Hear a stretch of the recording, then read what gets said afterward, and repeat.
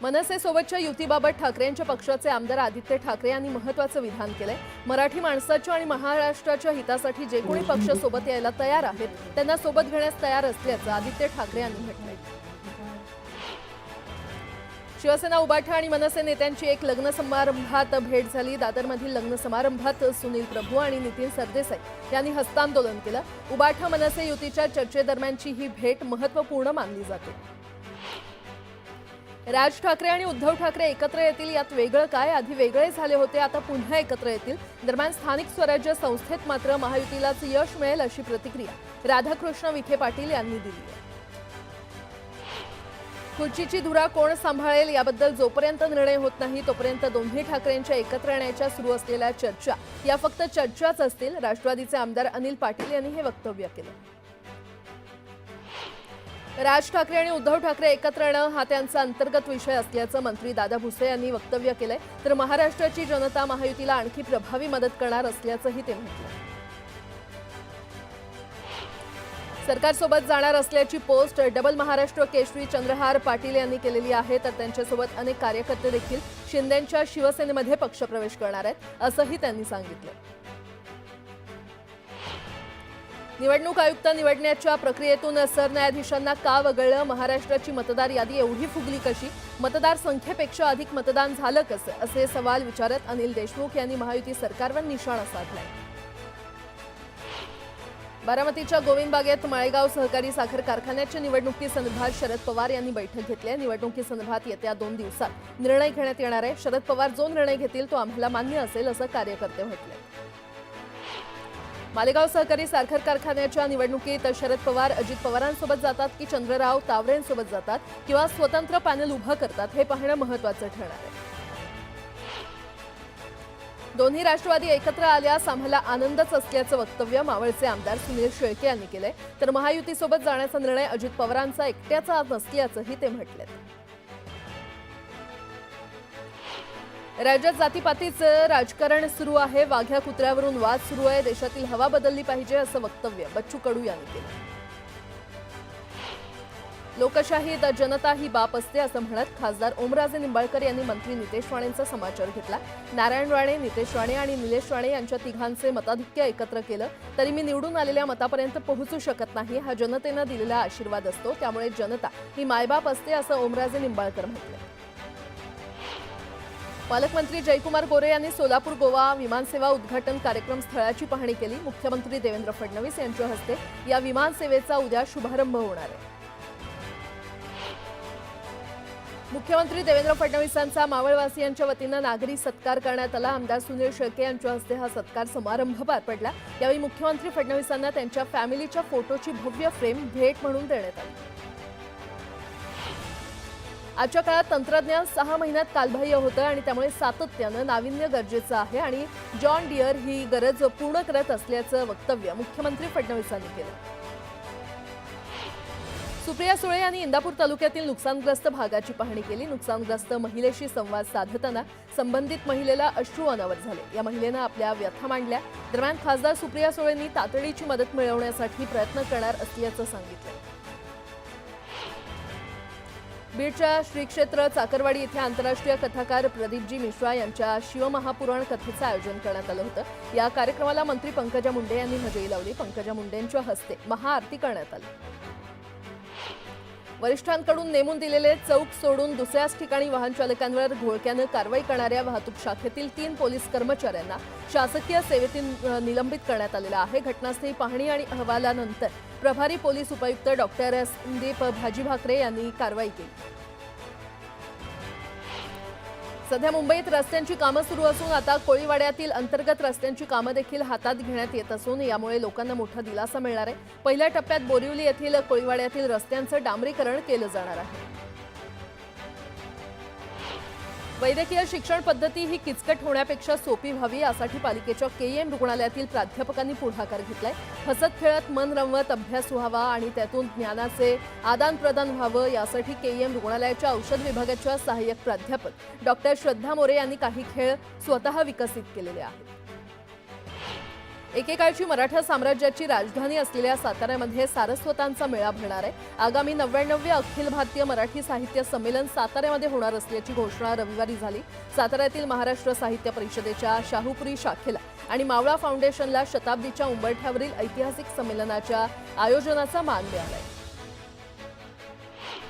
म्हाडाच्या छत्रपती संभाजीनगर मंडळाच्या अखत्यारीतील 53 अनिवासी भूखंडांची ई-लिलावाद्वारे विक्री केली जाणार आहे। या प्रक्रियेसाठी ऑनलाईन नोंदणी आणि अर्ज प्रक्रियेचा शुभारंभ म्हाडाचे उपाध्यक्ष संजीव जयस्वाल यांच्या हस्ते वांद्रे पूर्व येथील मुख्यालयामध्ये गो लाईव्ह कार्यक्रमांतर्गत करण्यात आला। महापालिकेकडून गेल्या 2.5 महिन्यात गणेश मूर्तिकारांना 630 मेट्रिक टन शाडू मातीचं वाटप करण्यात आलं। शाडू मातीची वॉर्डनिहाय मागणी वाढत असल्याची माहिती अधिकाऱ्यांनी दिली।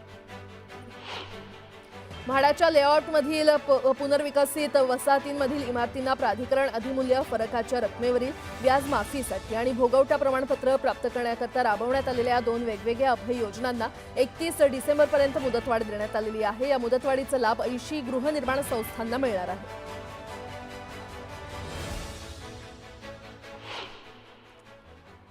आणि आता एक मोठी बातमी, मंत्री संजय राठोड यांनी केलेल्या वक्तव्यामुळे राजकीय वर्तुळात एकच खळबळ माजली आहे। संजय राठोड कधीही नापास होऊ शकत नाही, मी तुम्हाला नापास करेन। तसेच उद्धव ठाकरे यांच्याशी माझे आजही चांगले संबंध आहेत, त्यांचे आजही मला फोन येतात, असा खळबळजनक दावा राज्याचे कॅबिनेट मंत्री आणि शिवसेना नेते संजय राठोड यांनी केलाय। संजय राठोड यांच्या वक्तव्याने आता नव्या वादाला तोंड फुटण्याची शक्यता आहे। दरम्यान मंत्रिमंडळाचे प्रगती पुस्तक काढलं आणि त्यात संजय राठोड नापास, पण मी कधी परीक्षा दिली नाही आणि कुणी पेपरही तपासले नाहीत, मग मी नापास कसा झालो, असा सवाल त्यांनी उपस्थित केला। बंजारा समाजाच्या बैठकीत राठोड यांनी बंजारा भाषेत हे वक्तव्य केलंय। दरम्यान भर सभेत केलेल्या वक्तव्यानंतर मी असं काही बोललोच नाही, असा घुमजाव संजय राठोड यांनी केला। एकूणच संजय राठोड यांच्या या खळबळजनक वक्तव्यानं अनेकांच्या भुवया उंचावल्या।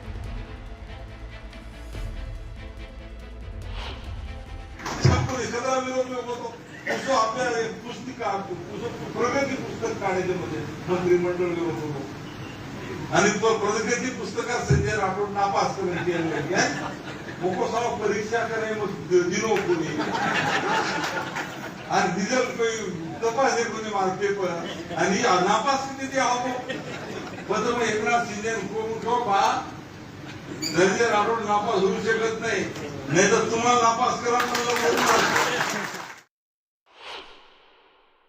जो बोले सांगू आता कुणी म्हणत नाही, म्हणजे मला मोनकोची माहीत मग उद्धव ठाकरे साहेब सोबत आपले आपले संबंध बतायचे ना कोण आवश्यक। उद्धव ठाकरेंचा मला अजून सुद्धा फोन येतो असं सांगितलेलं आहे, काय तो 1 मिनिट आम्हाला किस्सा सांगावं। असं अजिबात मी सांगितलेलं नाही आहे। मी म्हटलेलं आहे की बा सर्व राजकीय नेते महाराष्ट्रातले हे सन्माननीय शरद पवार साहेब असतील, काँग्रेसचे असतील किंवा शिवसेना उबाटाचे असतील, राष्ट्रवादीचे असतील, हे सर्व राजकीय पक्षाचे मतं जरी वेगवेगळे असले तरी मनभेद मात्र कोणाचे नाही आहे। तशा पद्धतीचे संबंध सर्वांनी ठेवलं पाहिजे, ही भूमिका मी आजच्या या समाज बैठकीत मांडली। यंदाच्या बकरी ईद निमित्त हाजी अली दर्ग्याला 5 लाखांहून अधिक लोकांनी झियारतसाठी भेट दिली। दरम्यान हाजी अली दर्गा परिसर 78 सीसीटीव्ही कॅमेऱ्यांच्या देखरेखीखाली होता। बदलापूर शहरात मोठी वाहतूक कोंडी झाल्याचं पाहायला मिळालं। पूर्व पश्चिम उड्डाण पुलाला जोडणाऱ्या रस्त्यावर ही कोंडी झाली होती। तब्बल 2 तास वाहन चालकांना नाहक त्रास सहन करावा लागला। मुंबईच्या अंधेरी पूर्वेमध्ये MIDC परिसरात विनापरवाना ड्रोन कॅमेरा उडवणाऱ्या व्यक्तीच्या विरोधात गुन्हा दाखल करण्यात आलाय। पोलिसांनी ड्रोन कॅमेरा जप्त केलेला आहे। अर्शद अब्दुल समी अन्सारी असं अटक करण्यात आलेल्या व्यक्तीचं नाव आहे। महाबळेश्वरमध्ये वाहतूक कोंडी झाल्यामुळे वाहन चालकांना नाहक त्रास सहन करावा लागतोय। सुट्टीमुळे मोठ्या संख्येनं महाबळेश्वरमध्ये पर्यटक दाखल झाले असून गर्दीचं कोणतंही नियोजन न केल्यामुळे मोठी वाहतूक कोंडी झाल्याचं पाहायला मिळालं। जेजुरी गडावर 1 महिला आणि 2 युवकांनी गोंधळ घालत भाविकांना त्रास दिला। यामध्ये हस्तक्षेप करणाऱ्या सेवेकरी शिपाई आणि पुजाऱ्याचा महिलेनं चावा घेतला। गोंदिया जिल्ह्यामध्ये अद्यापही पावसाचं आगमन झालं नसल्यानं शेतकऱ्यांनी चिंता व्यक्त केली आहे। उलट तापमान 42 अंशांवर पोहोचल्यानं नागरिक उकाड्यानं हैराण झाले।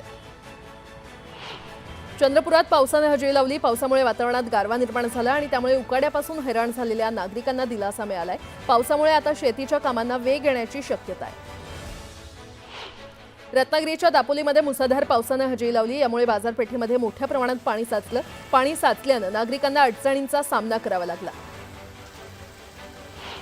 तुळजाभवानी मंदिरातील दर्शन रांगेमध्ये भक्तांमध्ये हाणामारी झाली. लहान मुलानं उलटी केल्याच्या कारणावरून महिला आणि पुरुषांमध्ये हाणामारी झाली. रविवारच्या सुट्टीनिमित्त मोठ्या संख्येनं भाविक तुळजापुरात दर्शनासाठी दाखल झाले होते. जालन्यातील अंकुशनगर येथील गोदावरी लॉन्समधील लग्न समारंभातून 25 तोळे सोन्यासह रोख रक्कम आणि 2 आयफोन चोरीला गेलेत. या प्रकरणी तक्रार दाखल करण्यात आली असून चोरट्यांचा शोध घेतला जातो. मालेगावच्या पाटणा फाट्याजवळ एसटी बस आणि कंटेनरची समोरासमोर धडक झाली. या अपघातात 12 ते 15 प्रवासी जखमी झाल्याची प्राथमिक माहिती आहे.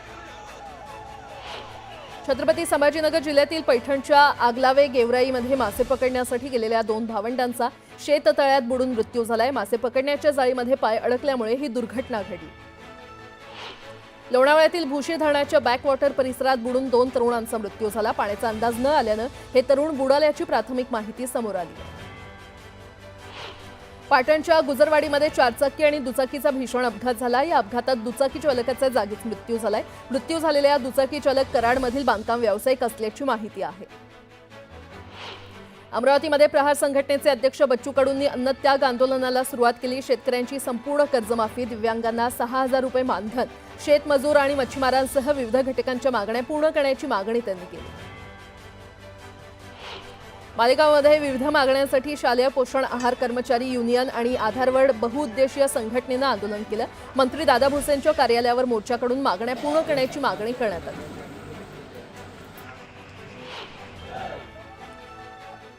भिवंडीच्या मराडेपाडामध्ये शिवराज्याभिषेक सोहळ्याला सुरुवात झाली. भव्य स्वराज्य तोरण बांधत विधिवत पूजा करण्यात आली आहे.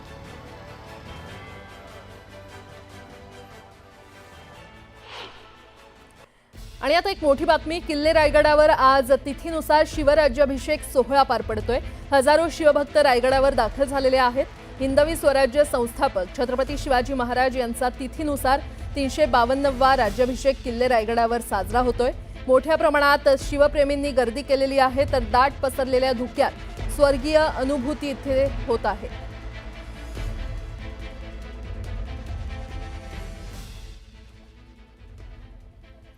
स्वराज्याची राजधानी किल्ले रायगडावर छत्रपती शिवाजी महाराजांचा 352वा शिवराज्याभिषेक सोहळा काही वेळातच पार पडणार आहे. आपण आत्ता आहोत किल्ले रायगडावर आणि या दृश्याच्या माध्यमातून पाहू शकता या ठिकाणी मेघडंबरीजवळ जो असलेला छत्रपती शिवाजी महाराजांचा जो पुतळा आहे त्या पुतळ्याला आकर्षक फुलांची रांगोळी काढण्यात आली आहे. या ठिकाणी तुम्ही जर पाहिलं तर या ठिकाणी शिवभक्त जमायला आत्ता सुरुवात झाली आहे. त्यामुळे किल्ले रायगडावर जर पाहिलं तर आज धुक्याचं वातावरण देखील आहे.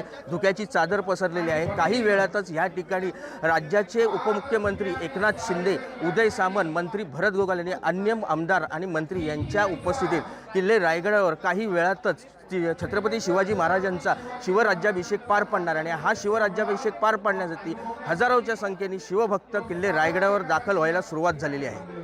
दिनेश पिसाट, न्यूज 18 लोकमत, रायगड.